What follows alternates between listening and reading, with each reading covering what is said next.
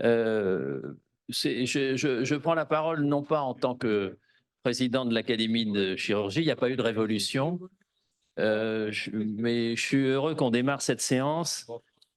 Et comme vous l'avez vu sur le programme, je prends la parole parce que j'ai à côté de moi, j'allais dire presque un ami. Et si Pascal, vous pouvez mettre les premières diapositives. Bon, vous savez que je m'occupe de la fondation de l'Académie de chirurgie. Et l'année dernière, on a organisé un cycle de conférences qui était consacré aux escarres essentiellement, mais en fait, on a fait un cycle de conférences complet sur les escarres et la cicatrisation des cutanés. Et ce cycle de conférences a eu lieu grâce à Molnuc qui nous a aidés pour le préparer, le réaliser. Et allez-y, diapositive suivante. On a fait 3 débats. Un premier débat où il y avait Marc Revol qui nous a fait la gentillesse de présider, qui nous a bien expliqué ce que m'avait déjà appris mon maître Villain, il ne faut rien mettre sur les escarres, même pas le malade. Et on a parlé de la cicatrisation avec les... Finalement, là encore, c'est une question où c'était peut-être même un peu difficile pour Molnuc parce que les firmes pharmaceutiques vendent des produits pour faire des pansements. Et on s'aperçoit que la cicatrisation, et ça tombe bien dans une journée de chirurgie essentielle, c'est souvent l'eau, la propreté, le savon de Marseille, tout ça, ça marche très bien. Donc une première séance sur la cicatrisation et une deuxième séance sur la prise en charge médicale et chirurgicale des escarres. Donc remettez, si vous, diapositive précédente. Où on a débattu avec 3 chirurgiens et chirurgiennes particulièrement connus. Madame Véronique Martineau-Duquesnoy, qui est la chef de service de chirurgie plastique de Lille. Madame Catherine Bruand-Rodier, qui est à Strasbourg et qui est également chef du service de chirurgie reconstructrice et de plastique. Et Madame Brigitte Perroin-Vert, qui, elle, est également dans un fauteuil, je ne sais pas si vous le savez, et qui est urologue et qui est à Nantes et qui a fait donc de l'urologie et de la réadaptation fonctionnelle. Et enfin, Brigitte Barrois, qui est dans la région parisienne et qui s'occupe de rééducation et de centres de réadaptation. Et à la suite de ces débats, en accord avec Molnuc, on a décidé de déterminer un prix. Diapositive suivante. Et je vous présente donc Morgane Lavaux, qui a eu la chance d'obtenir ce prix parmi d'autres candidats pour un travail qu'il va maintenant vous présenter. Il a en fait effectivement eu un prix. Il va nous raconter un petit peu malheureusement comment lui est arrivé cet accident. Comme toujours, est un accident idiot, mais c'est comme ça, la vie c'est comme ça. Et donc il a créé un Gaspard qui est un coussin, un coussin qui est connecté pour prévenir les escarres et qui va vous présenter. Et de ce fait, il a monté une start-up qu'il essaye de développer. Il en est, je ne sais pas comment dire, le directeur, le responsable, le représentant de commerce, le responsable marketing, etc. etc.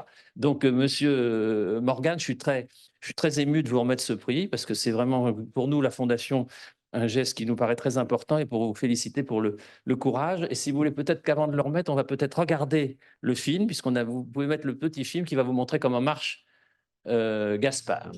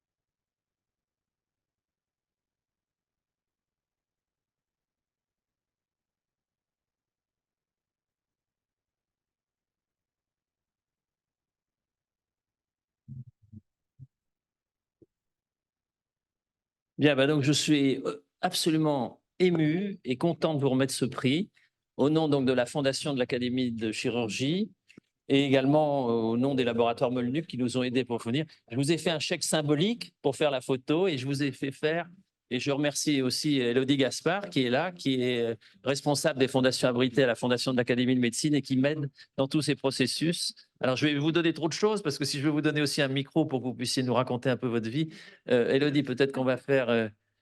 on va peut-être faire une photo. Viens, et puis Philippe Marge et moi qui est quand même le secrétaire de la Fondation. Tenez, voilà le trophée. Voilà, viens Philippe, viens. Voilà. Toutes nos félicitations. Merci beaucoup.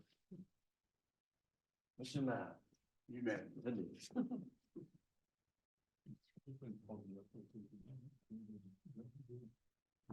Merci. Alors, si vous voulez bien nous dire un petit mot pour nous raconter à la fois l'aventure de Gaspard et peut-être la vôtre un petit peu si c'est discret. Oui, bah, pas de souci. Merci à tous. Du coup, donc très heureux de recevoir ce prix.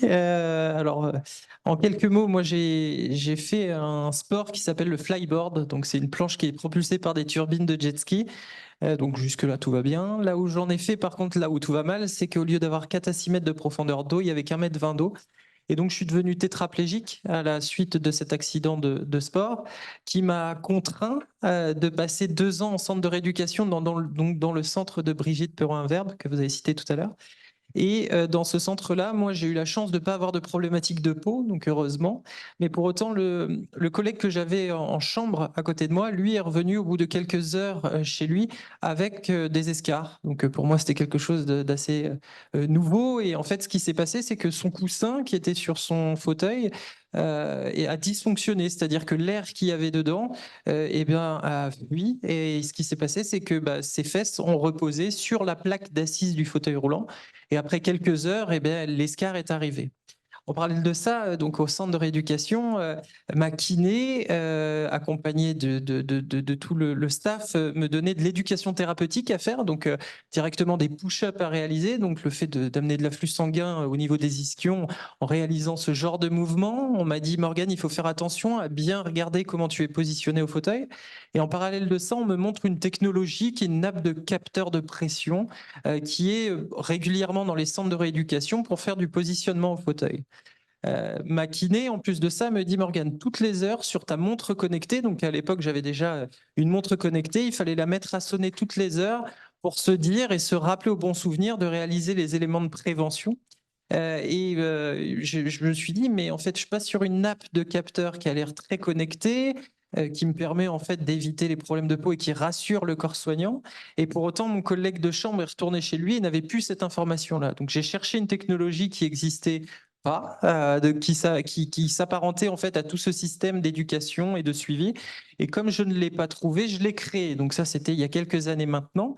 Donc comme on disait tout à l'heure, aujourd'hui, j'en suis même acteur de mes propres vidéos, mais on est une équipe donc de 6 personnes, plutôt orientée autour de la technique. Donc Gaspard, en fait, c'est une nappe de capteur qui est présente dans mon fauteuil, qui est sous le coussin et qui, via une application, restitue toutes les informations essentielles pour l'utilisateur du fauteuil roulant.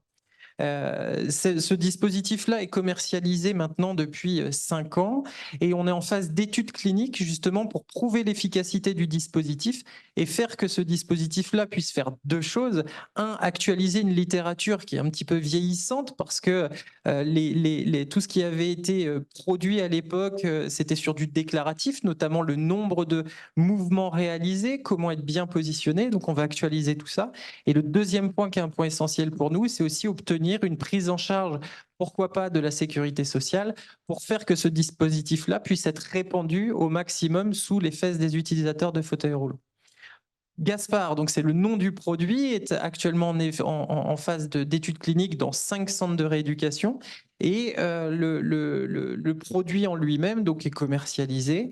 On a pour objectif aussi d'en faire quelque chose de presque obligatoire pour éviter en fait de façon connectée.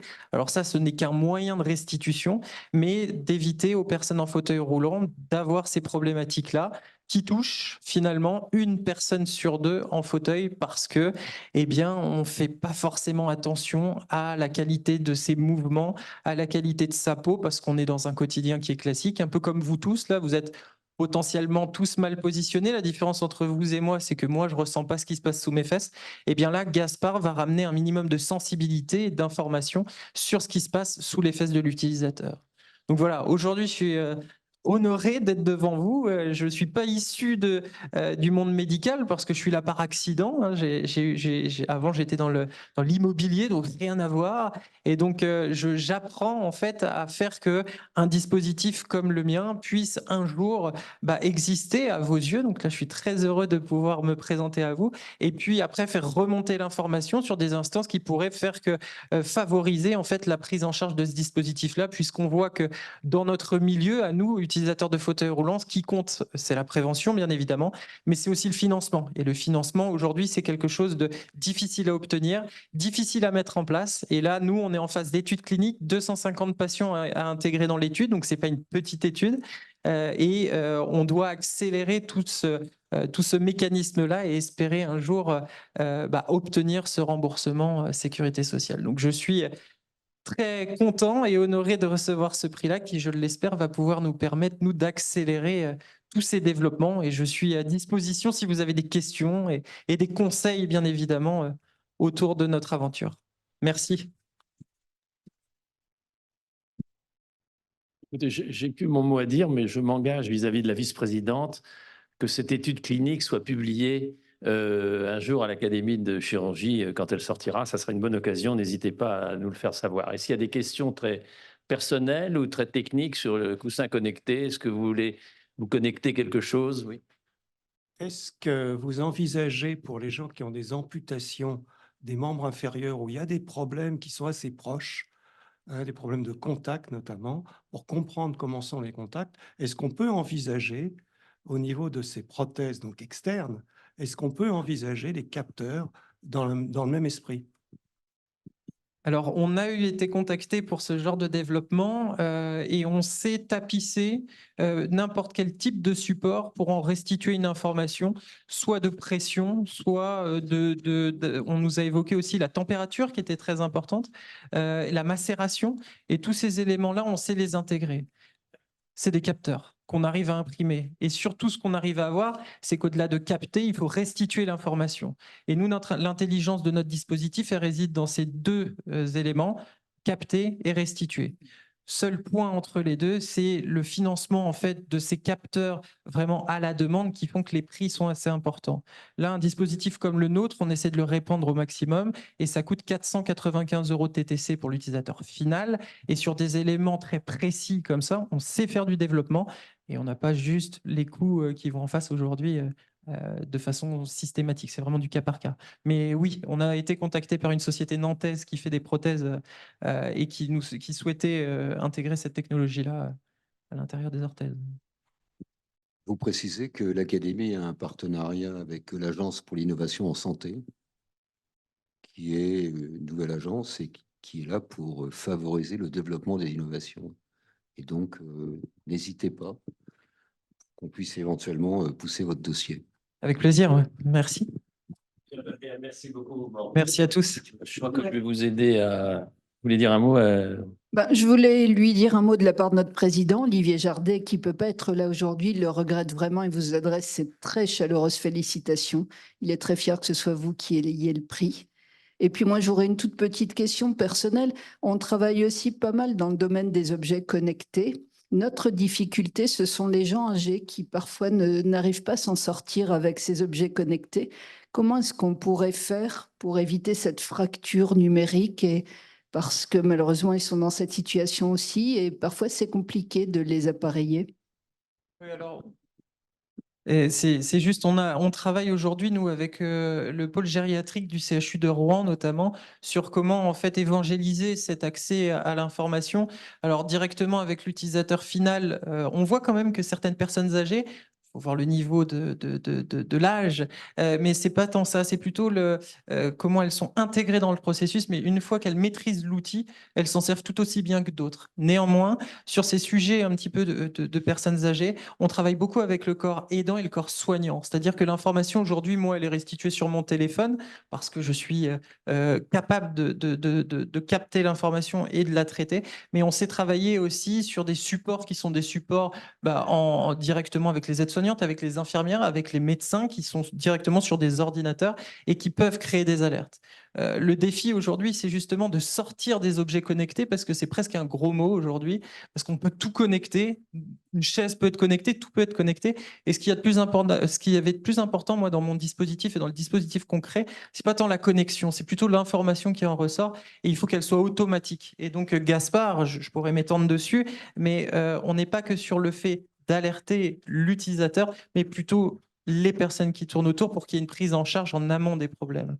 Donc, pour les personnes âgées, en général, ce qu'on propose, c'est d'être en contact avec les personnes proches qui peuvent, eux, informer, ensuite avoir une action de correction sur l'utilisateur. Merci à vous. Merci beaucoup, Morgane, et encore toutes nos félicitations en nom de la Fondation et de son académie. Voilà.